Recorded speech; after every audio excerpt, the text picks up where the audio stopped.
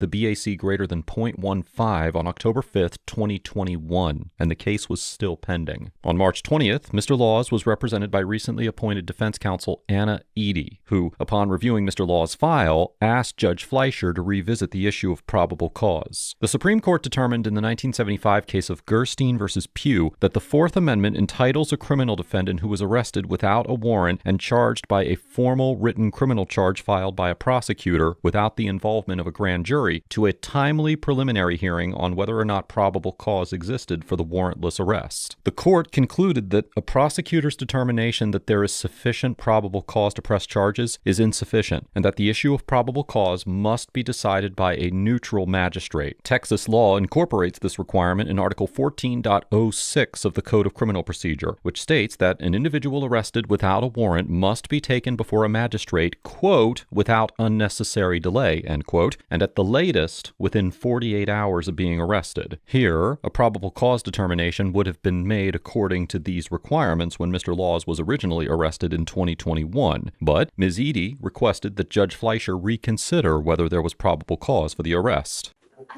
I'm approaching on Laws. Okay. Is the last name. He's on bond. Okay.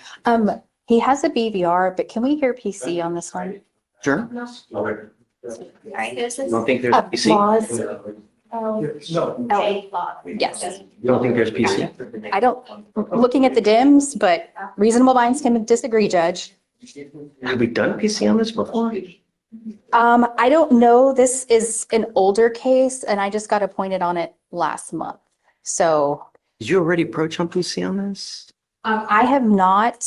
Don't worry about it. I'll just be honest, Judge. I had assumed because of the age of the case that PC had been done. But Of course it has been, right. but there's a new set of eyes, you know? Okay, ready? Yes, Your Honor. Sorry, just reading through it. 2021 case. On October 5th, 2021, the officers were dispatched to a DWI call.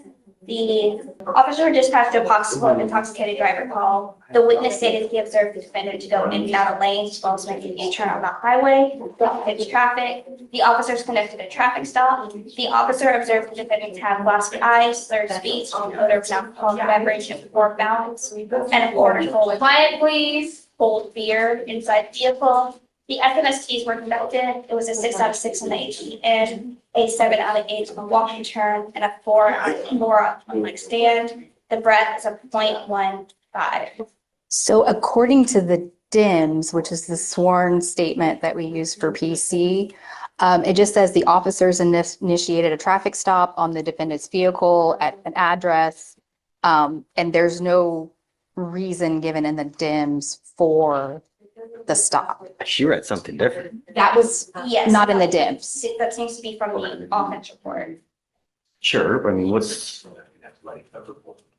But I thought for PC, we just used the DIMS because that was sworn to, and not getting into the. show me where it says that. I don't know of any rule that says that it's PC has to be done on just the DIMS.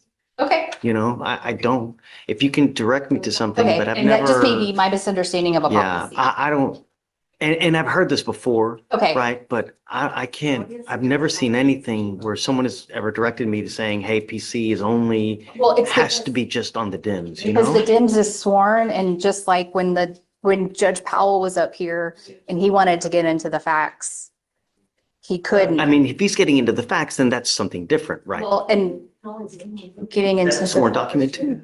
offense report's on a sworn document. I mean, I guess, Your Honor, my thing is it's a public record that they're using the DIMS, taking the offense report. And also, I have never seen it where we have to rely solely on the DIMS for probable cause, since it's probable cause. In fact, when we go to the grand jury, that's all offense report, that's all DIMS, it's everything that comes in, it's even evidence, and that's probable cause. Yeah, I don't know. I don't think that, I mean, let's look, because I don't know, you know? Okay. I'll stand And down. I'll Go check with sure. Ms. Rogers.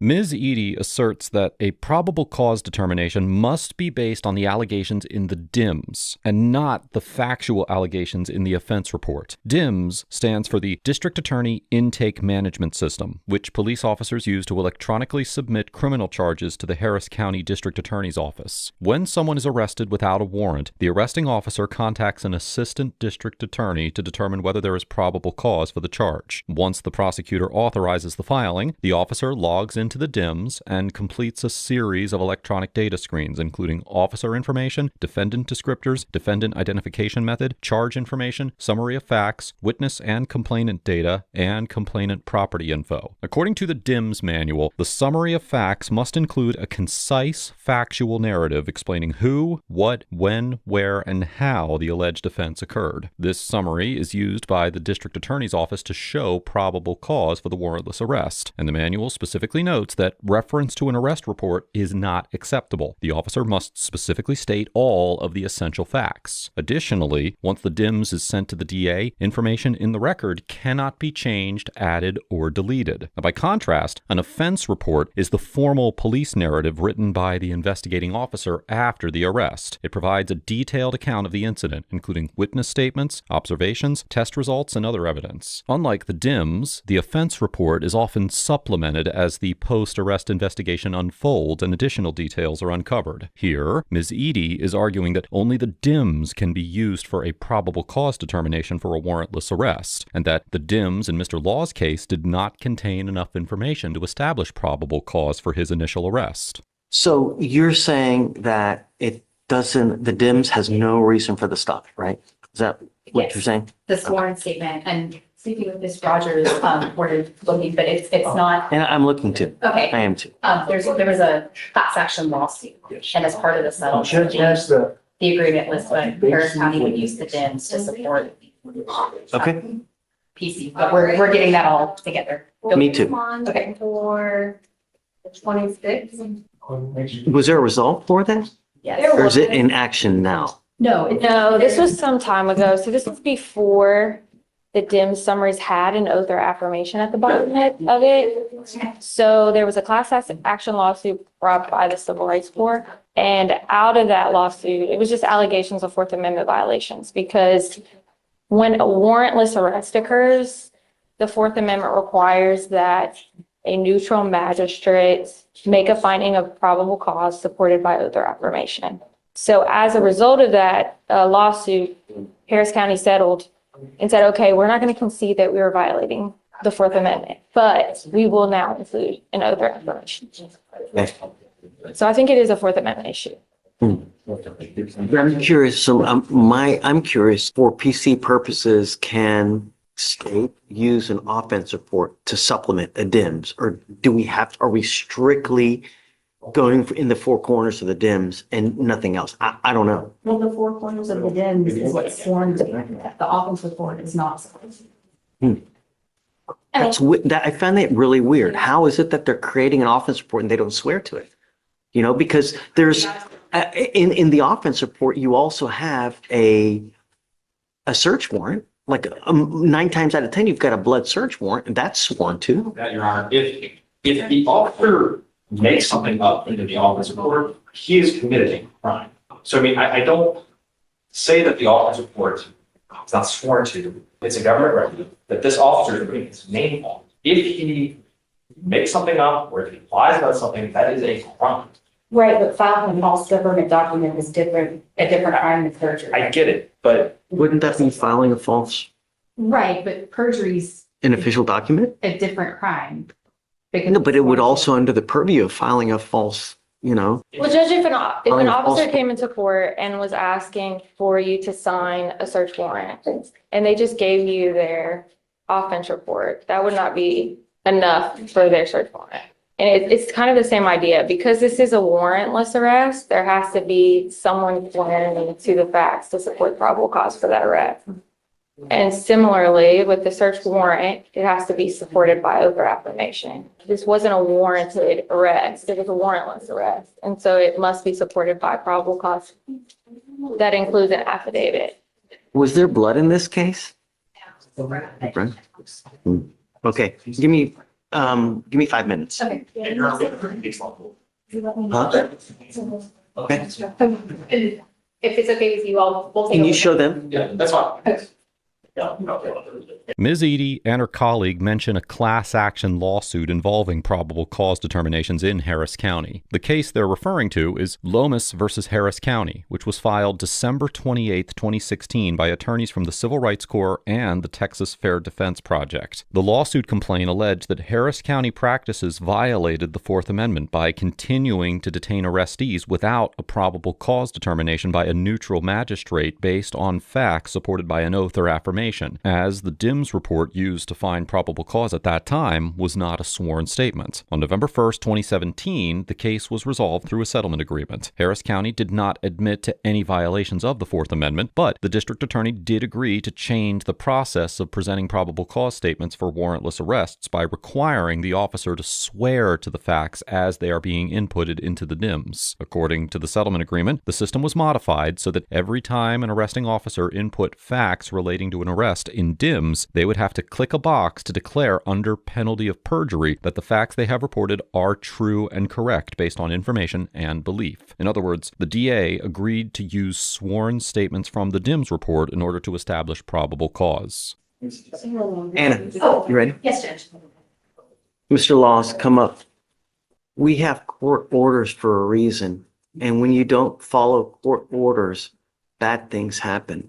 Do you understand? Yes. You were ordered to get an interlock and you didn't get it, or a portable device, and you didn't get it.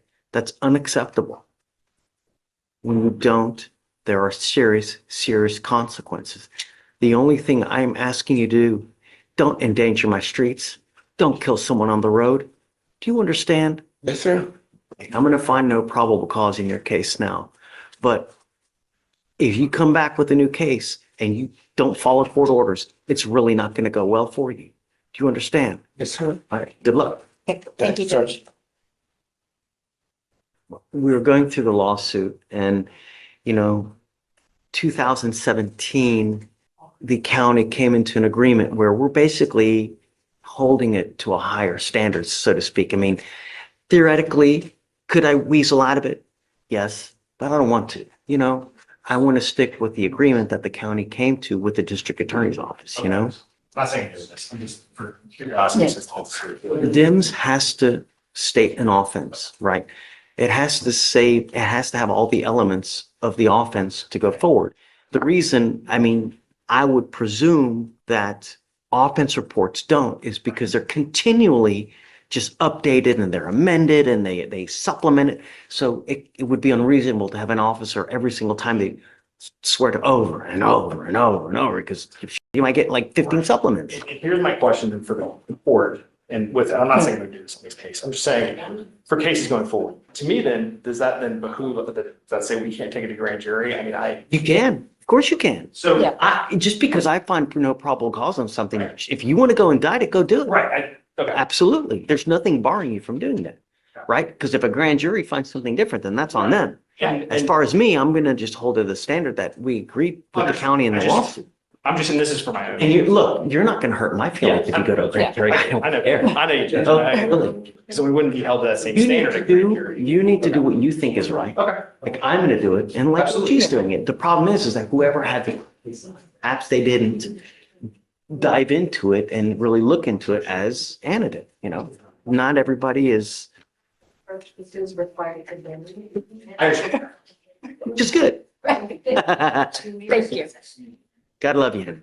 Judge Fleischer determined that there was no probable cause to support the charge based on the sworn facts contained in the DIMS report, as required by the Lomas versus Harris County settlement order. However, because Mr. Laws was charged by an information, which is a charging instrument filed by a district attorney, Judge Fleischer advised the prosecutor that he could still pursue an indictment through a grand jury. A grand jury is a group of citizens who are convened to decide whether there is enough evidence to formally charge someone with an offense. In Texas, grand juries are made up of 12 people. During the proceedings, which are governed by Chapter 20A of the Texas Code of Criminal Procedure, a prosecutor presents evidence and calls witnesses to testify under oath, usually police officers, complainants, or other witnesses involved in the case. If at least 9 of the 12 grand jurors agree that the evidence establishes probable cause to believe that a crime was committed and that the suspect committed it, they return what is called a true bill, which becomes a formal indictment. If they do not find probable cause, they issue a no bill, meaning no indictment is returned and the case does not proceed. Now here, although Judge Fleischer's ruling on probable cause meant that the current charge could not stand due to the deficient DIMS report, the district attorney's office still had the option to try to obtain an indictment through the grand jury. After Judge Fleischer's probable cause ruling, the state moved to dismiss the charge against Mr. Laws while reserving the right to refile it at a later date. The court granted the motion and formally dismissed the case. As of the time of writing this episode, Harris County prosecutors have not refiled the charge against Mr. Laws. This case highlights the importance of accuracy, transparency, and adherence to constitutional procedures in the criminal charging process. When law enforcement officers prepare probable cause statements and prosecutors review them for filing, both are acting as gatekeepers of the defendant's fundamental rights, and the Fourth Amendment requires that criminal charges rest on properly sworn facts and an independent judicial determination of probable cause. These requirements are not merely technicalities. They are safeguards designed to prevent unlawful arrests and to preserve public confidence in the fairness of the justice system. By ensuring that every case begins with a lawful and well-supported foundation, officers and prosecutors protect not only the rights of the accused, but also the integrity and legitimacy of the judicial system. Let us know if there is a case or courtroom interaction that you'd like